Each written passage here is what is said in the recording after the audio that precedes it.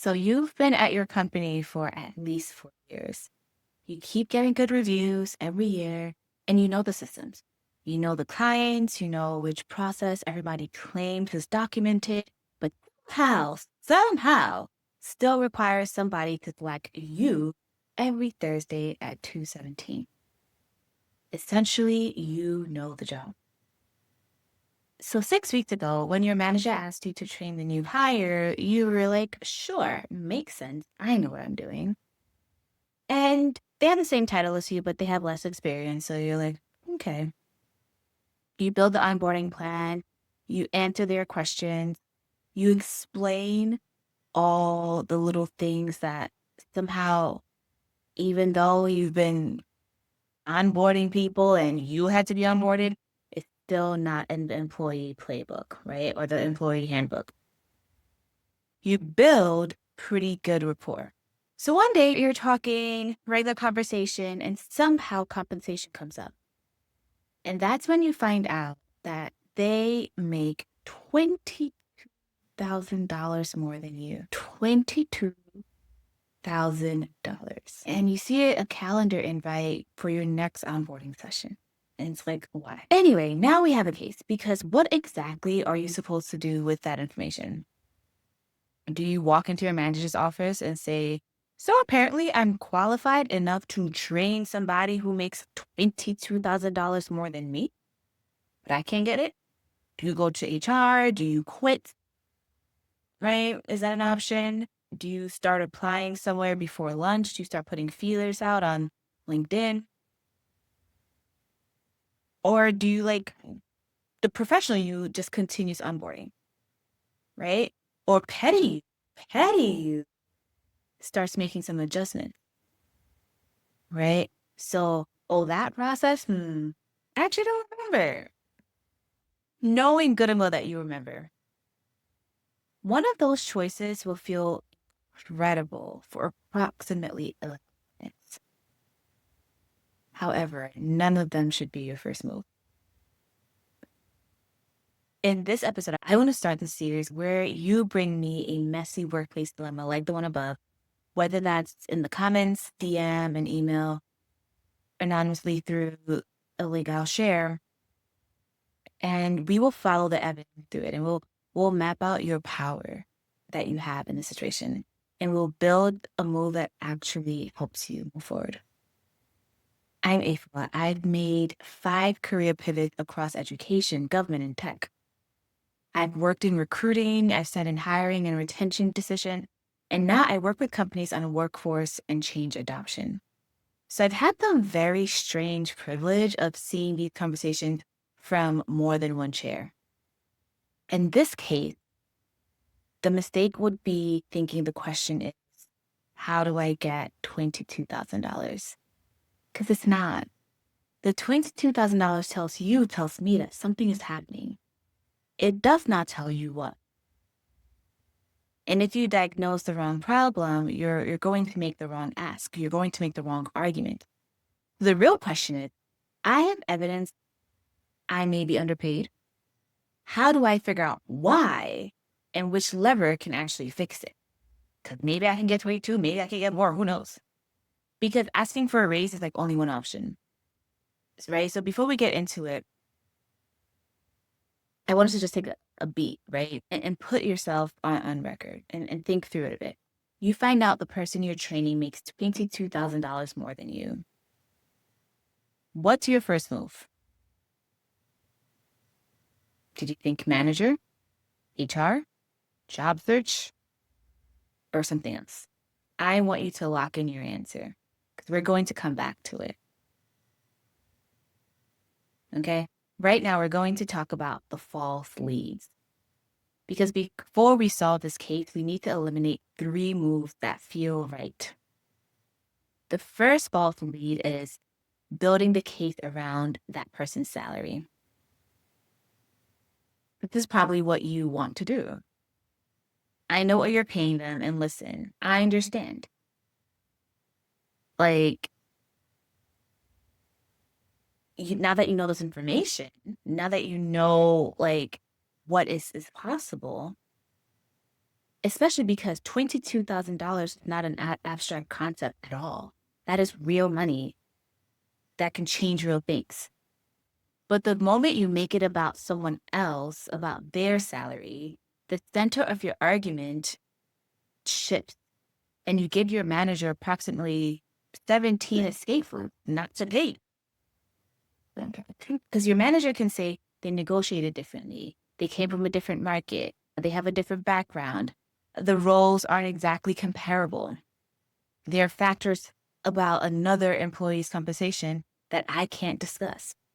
So suddenly you're spending your meeting litigating that person's compensation, and that person is chilling.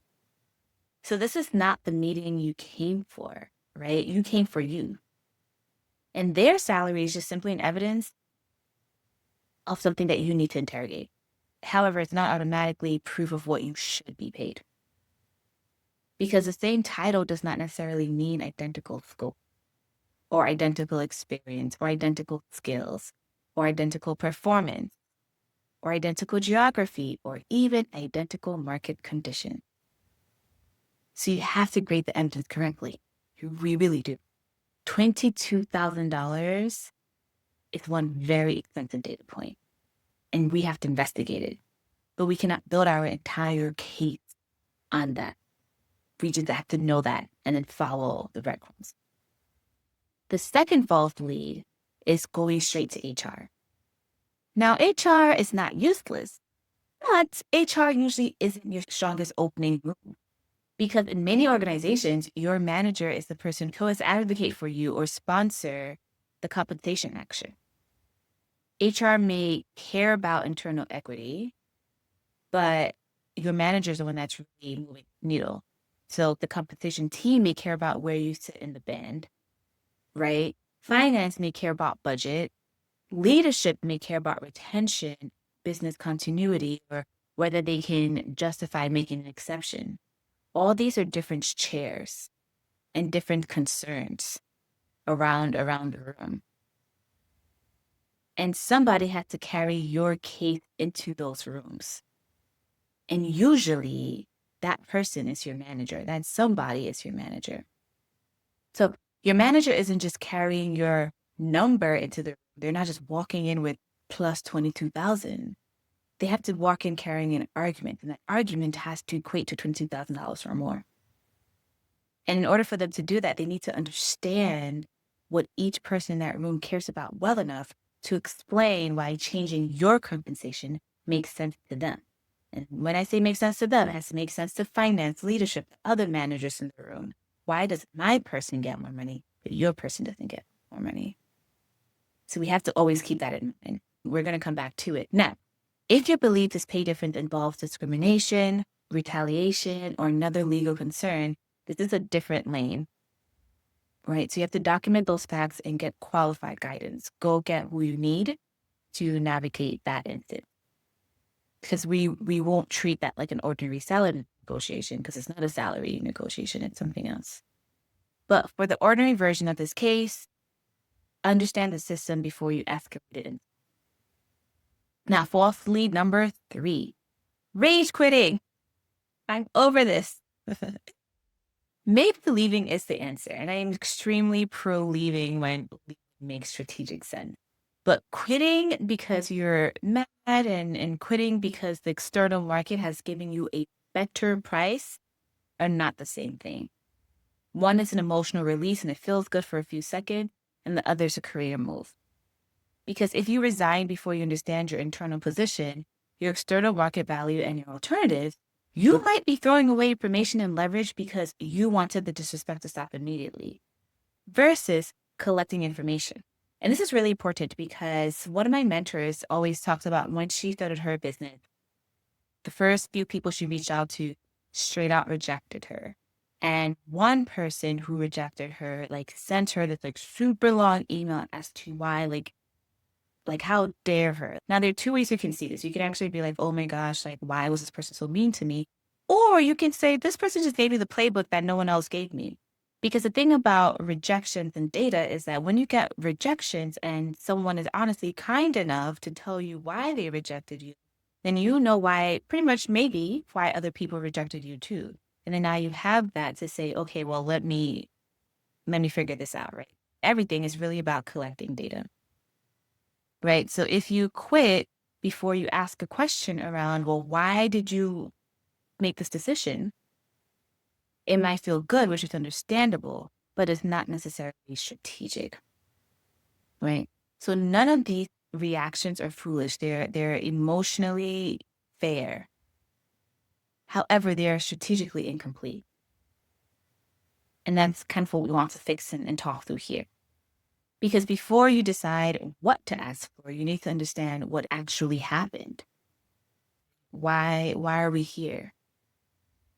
So I want to talk through the other side, which I'll call like the other chair. Before I show you what the other chair sees, let's lock in another theory. Why would a company pay the person you're training more than you? There are several reasons, right? So let's think through where employees and companies frequently start speaking two completely different languages. From your chair, the case sounds like, I've been here for 4 years. I know more. I'm training them. I've been loyal. This isn't fair. And those feelings are completely valid and justified. So take that and know that the validity in that, and then also bring up another chair and sit in that chair of the person who actually has to get your compensation changed. They're asking and thinking slightly differently, right? They're wondering, what level is this employee actually operating at? What is the market currently paying for this work? How has their scope changed? What evidence supports moving them from where they are to the next level? What would replacing them cost? And can I justify this decision to HR, to the compensation team, to finance, to other coworkers, to my boss? And if you remember what I said earlier, your manager has to carry your argument in those rooms. You have to lay out a really good case for them. They have to internalize it, and then they have to share elsewhere. Which gives us one of the rules of work I wish somebody had handed me much earlier. And I kind of just said it. If your manager cannot repeat your case after you leave the room, your case dies in the room. And when I was in high school, sometime before the Common App opened, I went to all my professors, my teachers, I went to my mentors, and I handed all of them a manila envelope. And in there had my resume, all my extracurricular activities. I had the essays I had written. It had maybe any scholarships. It had just like all the information they needed to make a case about me. So when they sat down to write down their reference letters for me for various scholarships or colleges, they understood me more holistically than what they see every day. But also more importantly, I went to a school that my graduating class was like 300 or maybe. So let's just imagine that this teacher had 300 other people that they had to think about all the time. So I pretty much said like, hey, rather than me having you think through this, here is the packet. And it's the same thing you essentially need to do for your boss. They are managing a team. They're also managing their own stuff. So we have to give them what they need so they can easily digest it and then tell the story on our behalf. So let's talk about building that case. What is happening here is pay inversion. Pay inversion is when the newer employee can actually end up earning more than you. So like naming that out loud. And because when you name that out loud, then you start to understand what your boss is up against, which could be your salary was priced 4 years ago when you started. This is why it's really important to negotiate hard when you start. Another reason could be when you got whatever annual increase your organization gave you was 2%, 3%, 4%. That increased your salary but didn't get you where you needed to be. Maybe there was a promotion somewhere in there.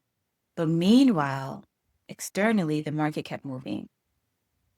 And when the market kept moving, the company needed to fill in a seat based on what was happening in the outside world, not what was happening in the inside world where you are. So what they're thinking is, what would it cost us to hire someone? And that is what the new price of the empty seat is. Your seat, they don't have as much of an incentive to raise the price for it, right? So no one is necessarily targeting you, but they're making an argument for themselves of like, essentially, what's the least amount we can pay for this person to remain here? Because I think another thing to also note is that, yes, you have this 22,000 in your head, but like ultimately, the powers that be, their calculation is not you specifically, but their calculation is like, what is the amount that people will be happy enough and not riot, essentially. Right. So unless you force the repricing conversation, your salary, your overall compensation might not be where it needs to be. Because your loyalty may be valuable, your tenure may be valuable, your institutional knowledge may be valuable, but organizations do not automatically convert value into compensation, right? You have to make that value more legible. And there's so many ways to do that. We get into some of it here, but I can do another video if it's helpful. And before you ask them to change your number, you need to know which number problem you actually have, right? This is where the pressure test comes in. So here's the tool that I want you to steal from this episode. Before you ask for another dollar or any form of compensations, run what I call a compensation diagnostic. Because I'm underpaid can describe several completely different situations, as we just talked about. And we're checking three. We're checking market, placement, and level. And the diagnosis matters because you can win the wrong argument, and we want to win the right argument. Because if you're actually performing at, let's say, senior manager work and you negotiate an extra 7% while remaining a manager, congratulations. You successfully made the wrong level slightly more expensive. If your level is correct, but the market has moved 20%, asking for promotion may not solve the problem either. And if your market position is fine, but you're sitting strangely low within your company's own band, again, different problem. And this is like a bit frustrating because I do wish that compensation conversations were straightforward and it was just like, I'm doing this work, you're paying everyone this thing, pay me this. But unfortunately, corporate cushioning that talks about the level that you're at, where you are within the compensation band, they make it so messy and difficult when in actuality, it's just like, you're finding ways to pay me. So let's diagnose it. Let's diagnose like where we're sitting right now. The first one, did the market move? You've been here for 4 years, so maybe your level is correct. Your responsibilities make sense. Your salary even made sense when you were hired, but the market has moved faster than your compensation. This is where the new hire salary becomes useful, right? And this is why you hear a lot of people talk about job hopping, because when you job hop, then you become the new hire, you become the market rate, right? So the new hire salary is useful not because they make $22,000 more, therefore give me $22,000. Not necessarily, but it does tell you something may have been and it gives you the opportunity to investigate what has been repriced. So you can look at comparable roles at different companies. You can look at current job postings. You can look at published salary ranges, recruiter conversations. You can look at peers doing generally comparable work. You can look at internal job postings if they're available. And notice that I'm saying comparable a lot because that's important. One friend texts you, oh my gosh, I made 170K. It's not compensation steady. Is it useful? Yes, because you understand maybe what's out there. But it's not enough evidence to march into HR and stake your claim. What you want to do is look for a pattern. Austin Kleon talks about the idea of just do like an artist. If you do research and you see a pattern, then you're coming to something with evidence. But if you just take one thing and you march forward, lose your argument. So if comparable work is consistently priced above yours, you may have a market problem. And your lever becomes a market adjustment. So if the issue is a market, then your lever is market adjustment. The second one is your placement is wrong.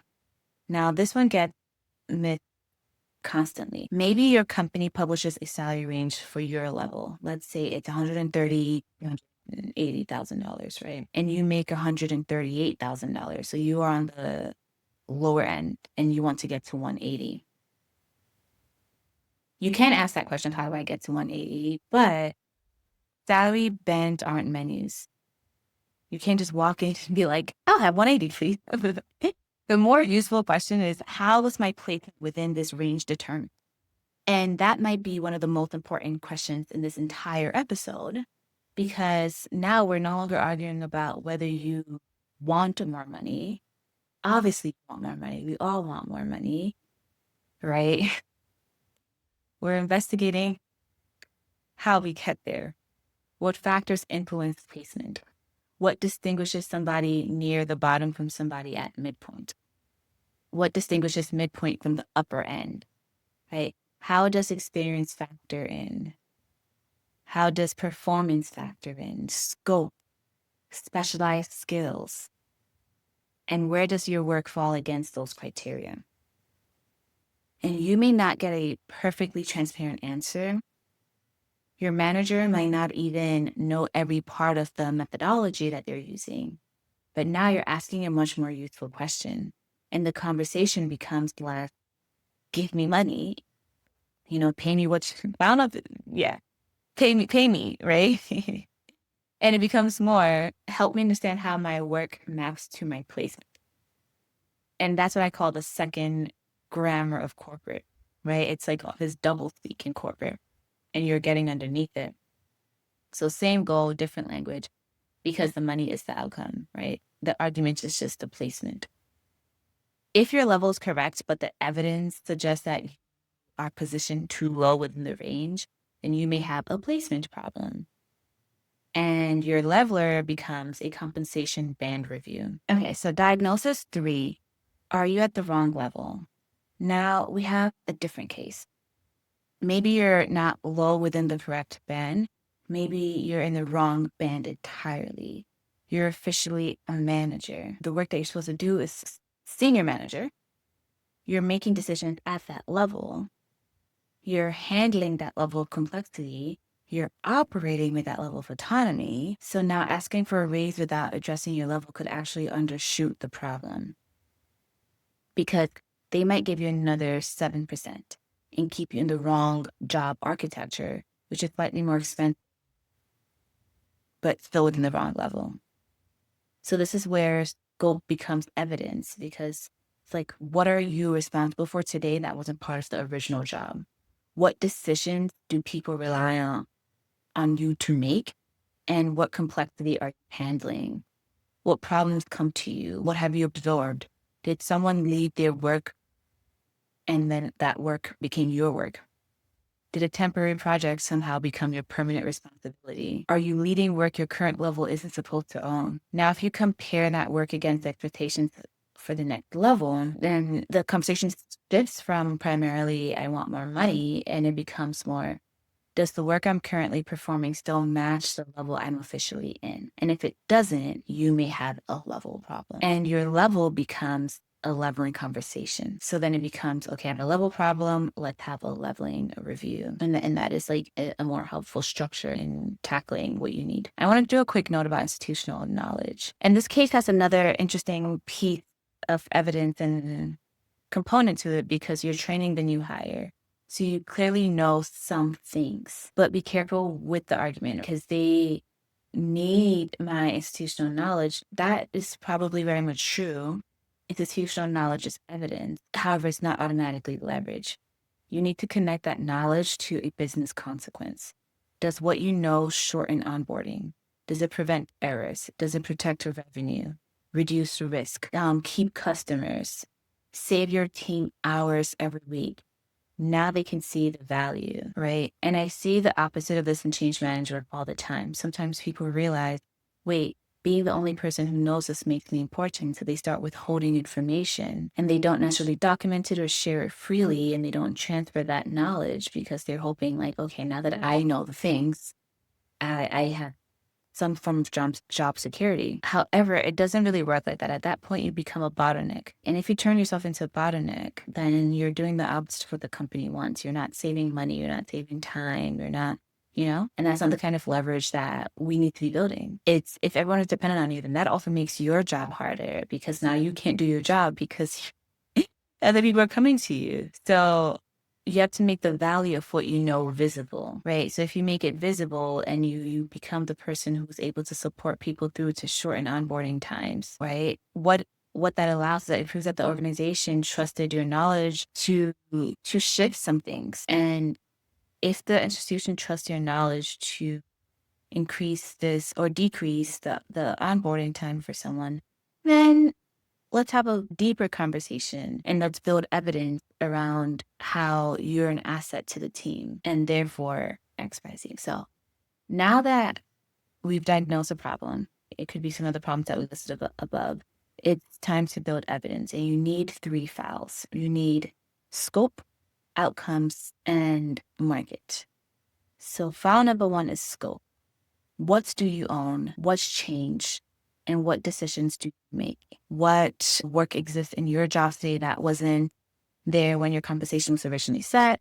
And what level does the work resemble? That's file 1. File 2 is you have to show people what changed because you were there. And it's usually time, quality, adoption, risk, customer experience, cost. What was the result? Who benefit? How did the company save time or money? How is this aligned to the company's current goals? And the third one is the market. What does comparable work cost today? What are current salary ranges? What is internal postings, external postings? Have conversations with recruiters. What are comparable roles? Or your peers? You cannot use one number. You have to kind of find a pattern. When you have these 3 files together and you choose a lever that matches your specific diagnosis, if it's the market, then market adjustment. If it's placement, then band review. If it's level, then it's leveling review. And sometimes you find evidence of more than one, and that's fine. And you can lean into it, right? But know what you're arguing because the wrong diagnosis gets you the wrong ask. So now your evidence file is lovely. Unfortunately, other humans are still involved. So let's rehearse objections before your meeting, right? So objection number 1 is there's no budget. Something you can say is, I understand what options exist for an off-cycle market adjustment, an equity review, or another conversation, and when can that decision be made? Because ultimately you want on paper that we will explore these other options. Maybe we'll review the equity, maybe we'll have an off-cycle market adjustment, or maybe we will put in writing that in 3 months we can revisit this. And then if that's the case, what are the things that need to be met? But what you're not necessarily saying is okay or no. It's hard, but we have to have the conversation. And we essentially have to find out what the constraint is. And you have to make a choice of do I want to lean into this or do I understand where I'm at and then fight my battle elsewhere? And that goes back to the first thing around what's your plan to be successful for you? Another thing that you might hear objection number 2 is we can revisit this next cycle. And some things you can say is what specific criteria would need to be met, which I kind of just mentioned. Who makes that decision and what date should we put on the calendar to review it? Because a real plan has 3 things: criteria, an owner, and a date. We have to be very, very clear on those things. Anything else is fog. So we really value, we definitely want to keep talking about this. Let's see how the year goes. They're all weather forecasts and they're fogs. So if they say we'll revisit when, and again, at all times, just keep coming back to yourself and figuring out what do I need in my own life to be successful? The third objection is the roles aren't directly comparable. So if you're using other people's roles, then maybe you say, I understand there might be differences. Can we review where my current scope sits within the range for my level? And what factors are determining my current placements? If it moved to someone else, always bring it back to you. So when you're in these meetings, it's not a matter of I found out what you paid them and I've been here longer. This isn't fair. It's not a long thing. It's more these are things that I'm noticing. We want to build the argument your manager can carry into another room. And because we've diagnosed 3 different problems, you don't walk in there and just say anything. You figure out what the things that move the needle. You walk in there and you say, I'd like to discuss how my compensation aligns with my current work. Over the last 4 years, my responsibilities have expanded to include whatever is expanded, and I delivered what's the thing that people keep talking about, and that it's save the company money, save the company time, right? Talk about that. I've done some research, and I would like to understand how my compensation is currently being evaluated. And then depending on what your diagnosis is, if it's market, you can say something like, I'm seeing comparable roles currently ranging from X to Y. Based on my scope and outcomes, I'd like to discuss whether a market adjustment is appropriate and what process exists for reviewing that. And as hard as it is, just stop talking and let them answer. If the diagnosis is a placement one, you can say, I'd like to understand where I'm currently positioned within the compensation range for my level. What factors determine the placement and whether my current scope and performance support a review. If it's level, you can say something like, I'd like to review how my current responsibilities map against the expectation for the next level. Can we walk through the criteria and identify any gaps between the work I'm doing now and what's expected in the future, and see if they have this. And then do not walk back. I've been guilty of this. You start like rambling. Just don't. If you really don't know what to say, just be like, okay, thank you, I'll think about it. Ultimately, you're the case, and now you know what to do. And they might say yes, they might defer, they might punt, but either way, you have to move forward. And I think that's something that we really can hold on to. So with that said, that's a lot to bring in. But if you're someone who is in a situation where you are supporting someone who makes a lot more than you, whether it's you just know this from your team or they came from someplace else, right? Interrogate, like go through these different formats and say, oh, which one actually fits me, right? It could be that you're at the wrong level. It could mean something else. And use your fact. If the company trusted you enough to train this person, then you clearly have some form of value, evidence, right? Now, how do you change that evidence from, yeah, they trust me with more work to me get paid for my work? And it's not necessarily about their number. It's about what your number should be, because your number could be higher, lower, who knows? But like if you just anchor on their number, you might be disservicing yourself. What's your original move? And after going through the diagnostic, what would you investigate before deciding what to ask for? I would love to hear that in the comments to let me know. And if you have a workplace case keeping you up at 2 a.m. in the group chat, leave the short version below or use an anonymous submission or email me. I won't mention names or companies or anything like that. I'll just give the broad overview. I would love to do one case a week. And if it's picked, then we'll solve it here. So subscribe if you want career advice that doesn't just tell you to know your worth. I want you to know how to prove it and how to get paid for it. I'll see you tomorrow.